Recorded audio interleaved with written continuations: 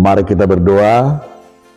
Kasih karunia dan damai sejahtera dari Allah Bapa dan dari anaknya Tuhan Yesus Kristus menyertai kamu sekalian.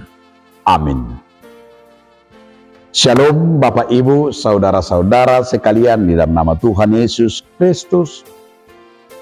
Sebelum kita beraktivitas, mari kita mendengarkan firman Tuhan hari ini yang tertulis dalam kitab Imamat 1 ayat 1 sampai ayat yang kedua.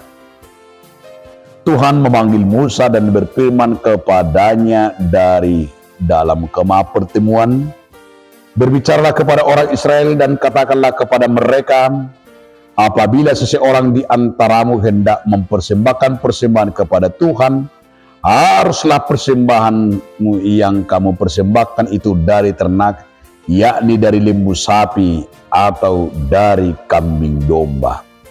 Dungi di jauh Jehovah masih Musa, jala roha tani Jehovah tu ibana sian undung-undung pardu hutani songonon. Wabuhamuma tu hala Israel, jala dokma tu nasida, tung sura adong sada jolma siak kamu nanayang mamilihut sada pilihan tu Jehovah, ikut siap pinahado, siya lubu manang siya biru-biru pinilihon muna peleam munay. Demikian firman Tuhan. Bapak Ibu saudaraku, dalam nama Tuhan Yesus Kristus, judul renungan kita hari ini adalah persembahan. Mungkin sering kita mendengar kata persembahan ini, karena setiap hari Minggu kita juga memberi persembahan. Tapi apakah persembahan itu? Ini perlu juga kita diskusikan, karena banyak orang menganggap persembahan itu hanya sebatas materi. Tetapi dalam kitab Imamat ini jelas dikatakan oleh Tuhan kepada Musa soal persembahan. Persembahkanlah persembahan yang hidup. Artinya Tuhan menginginkan persembahan dengan ikhlas dan tulus, tanpa harus dengan paksaan. Tetapi persembahan itu berikanlah dengan ketulusan dari hidup kita, dari keikhlasan kita. Karena banyak orang memberi persembahannya dari kelebihannya. Banyak orang memberikan persembahannya hanya uang sisa-sisanya.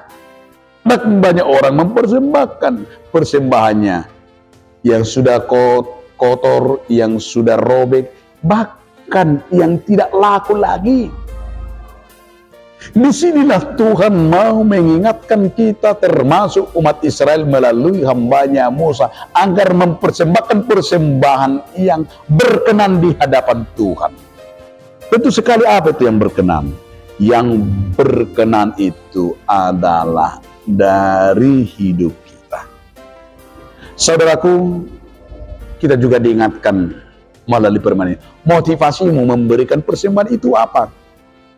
Karena banyak orang memberikan persembahannya supaya dilihat orang, oh dia baik, oh dia hebat, dia mempersembahkannya, dia persembahkan, dia memperlihatkannya persembahannya dengan besar-besar. Hanya tujuannya, motivasinya supaya dipuji orang, supaya hanya sekedar diperhatikan orang.